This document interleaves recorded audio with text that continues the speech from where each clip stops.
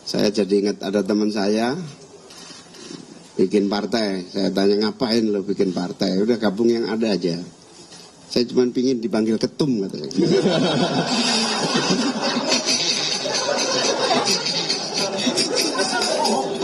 Jadi alhamdulillah kita sama-sama ketum ini. Jadi sudah nggak perlu bikin partai lagi. Ya, sebetulnya basic saya. No longer lah Mas Anies. Ya, sebentar. Kemudian saya diundang. Di mana? Di eksekutif. Yang di eksekutif itu tadi saya bilang tidak mengharuskan berada dalam partai politik. Kalau berada di dewan mengharuskan partai politik. Bahkan di eksekutif itu bisa independen. Boleh independen. Memang di dalam setting kita itu boleh. Saya ini menempatkan I'm a developmentalist. Orang yang berorientasi pada pembangunan, orang yang berorientasi pada menghasilkan karya, orang yang berorientasi pada menghasilkan policy. Nah, ketika kemudian ada, saya mulainya di mana? Ada panggilan tugas tuh, panggilan ada partai. Makanya saya bilang partai. Nah, kita menghormati partai-partai yang membuka diri. Membuka diri untuk siapa? Untuk kader bangsa. Ada partai yang membuka diri untuk kader partainya.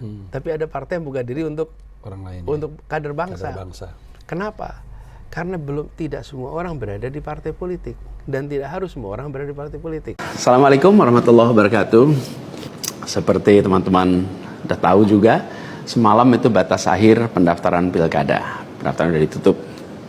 Dan di Jakarta ada satu yang dicalonkan oleh 15 partai. Lalu ada satu yang dicalonkan oleh satu partai. Dan ada lagi satu yang disebut independen. Dan saya tidak termasuk di dalamnya. Jadi dengan begitu maka udah final ya, bahwa saya tidak ikut di dalam kontestasi Pilgub di Jakarta tahun 2024 ini. Dan kemarin juga sebetulnya kita menerima undangan, tawaran untuk ikut dalam kontestasi Pilgub Jawa Barat. Kita apresiasi sekali ajakan ini, panggilan ini, tapi dengan mempertimbangkan berbagai faktor, kami putuskan untuk tidak mengikuti kontestasi di Jawa Barat. Kemudian ada yang usul supaya saya masuk partai atau bikin partai politik. Nah gini, kalau masuk partai, pertanyaannya, partai mana yang sekarang tidak tersandra oleh kekuasaan? Nah, jangankan dimasuki, mencalonkan saja terancam. Agak berisiko juga bagi yang mengusulkan. Jadi ini adalah sebuah kenyataan nih. Jadi kita lihat aja ke depannya.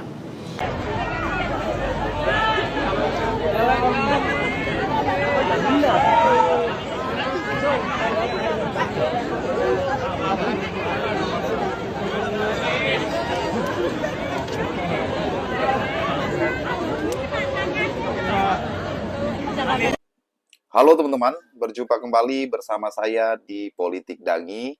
Kali ini kita membahas bagaimana sindiran kerasnya Caimin terhadap Anies Baswedan, teman-teman. Oke, jadi beberapa waktu lalu ya, di sebuah acara bertemu dengan Muhaimin Iskandar, yaitu Ketua Umum PSI, Kaisang ya. Di sini sepertinya Caimin ini menyindir Anies Baswedan yang kala itu ingin membentuk partai politik pasca beliau tidak didukung oleh partai politik maju di pilkada, teman-teman. Nah, di sini Caimin ini guyon atau memang serius ya menyindir Anies Baswedan. Caimin mengatakan bahwa ya udahlah buat partai, jangan buat partai gitu ya.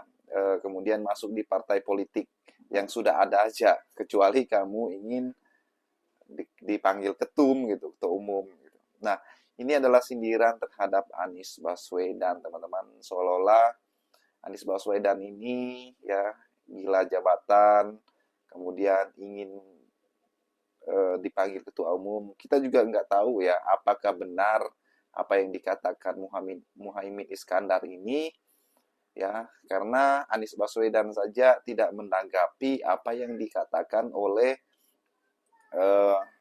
Caimin ini, teman-teman. Caimin ini memang kemarin ya menjadi calon wakil presidennya Anies Baswedan kala mengikuti kontestasi Pilpres kemarin, kemudian kalah, dan akhirnya Caimin ini bergabung menjadi menterinya Prabowo ya. Jadi banyak sekali yang bertanya dan berasumsi bahwa sebenarnya Caimin ini kemarin itu nyoblos Prabowo, dan sebenarnya Caimin ini main dua kaki. Sebenarnya Caimin ini pengen apa namanya mendukung Prabowo setelah kalah ya. Inilah asumsi-asumsi diberikan kepala netizen ya terhadap Caimin ini teman. Tapi kalau kita lihat teman-teman ya, itulah orang yang tidak pegang konsistensi teman-teman. Ya bagaimana Caimin kemarin menggaung-gaungkan perubahan Indonesia ya bersama dengan Anies, ujung-ujungnya bergabung dengan Prabowo juga. Yang konsisten hanyalah Anies Baswedan ya. Bagaimana Anies Baswedan itu sampai detik ini menggaungkan perubahan ya. Bagaimana Anies Baswedan ini menggaungkan yang namanya keadilan, kesejahteraan bagi rakyat, teman-teman. Dan memang Partai Perubahan sudah dideklarasikan oleh beberapa kelompok ya. Bahkan Anies Baswedan juga mengatakan bahwa itu tidak melalui instruksinya, teman-teman. Itu hanya relawan simpatisan yang beliau juga mungkin kurang setuju dengan hal itu. Karena Anies Baswedan mengatakan bahwa partai politik itu perlu kita rencanakan dengan baik, perlu kita pikirkan dengan matang, perlu kita persiapkan dengan baik sehingga tidak keburu-buru ya, entah itu hari ini, besok, dan kapan yang waktu yang pas. Tapi saya yakin bahwa Anies Baswedan sedang memikirkannya, ya apakah menjadi tetap membuat partai politik baru ataupun bergabung dengan partai politik yang sudah ada. Tetapi apapun itu konsep dari perubahan yang Anies gaungkan itu pasti tetap dijalankan beliau, teman-teman. Ya, karena kita lihat di Pilkada Jakarta kemarin bagaimana efek Anies Baswedan ini sangat kental dan kuat sekali di Jakarta ya.